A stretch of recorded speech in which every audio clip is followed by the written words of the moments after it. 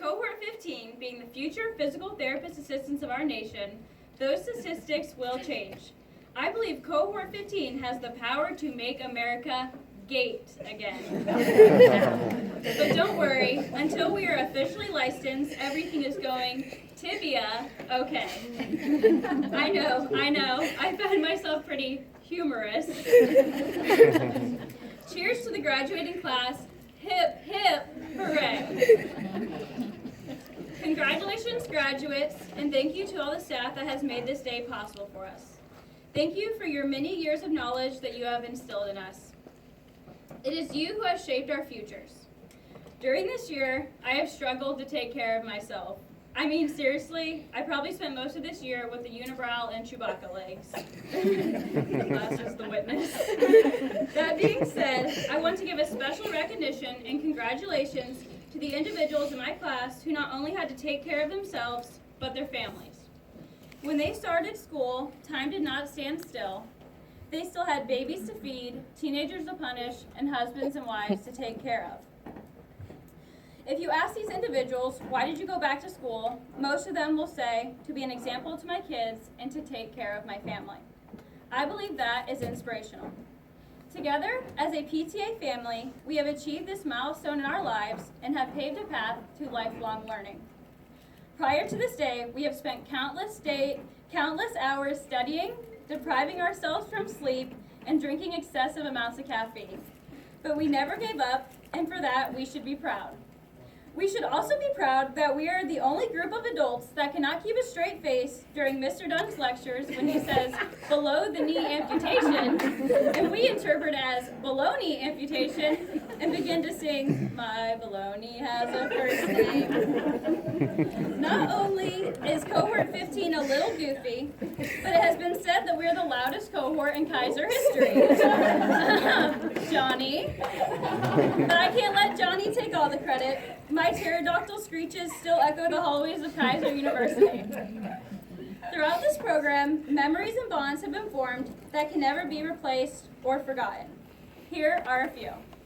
The time Mr. Dunn trained us how to do a card transfer and transferred Rio into his Rio. The time we learned how to assess posture using a plumb line. Some things from that day will never be unseen.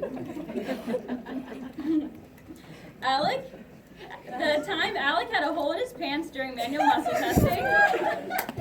The time Mr. Ingerman taught us that Rio's real name was actually Remo. The time orthostatic hypotension was engraved into our brains. The horrifying moment when our class dummy, Scary Mary, became an amputee. One day we were performing passive range of motion to the D, and the next day it was gone. The time we learned that there was a contraindication for everything.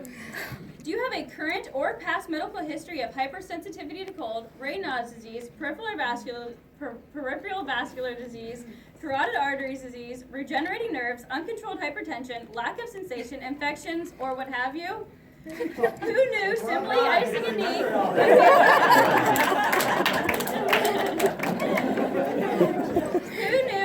knee could be so dangerous?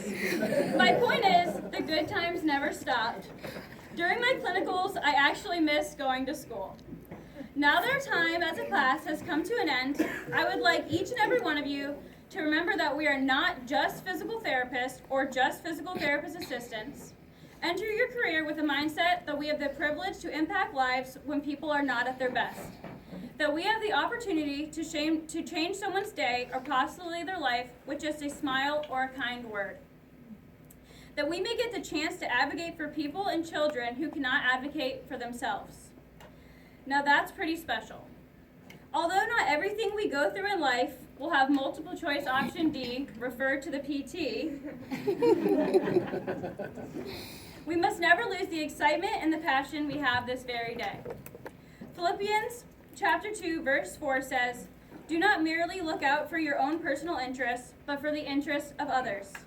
If every healthcare provider lived by that verse, we could make a world of difference. Before I go, I have one last statement. A 56-year-old male patient presents with redness and swelling in the calf region with pain upon dorsiflexion. All together now, what are we not going to do? Massage the lamp. Okay. Thank you.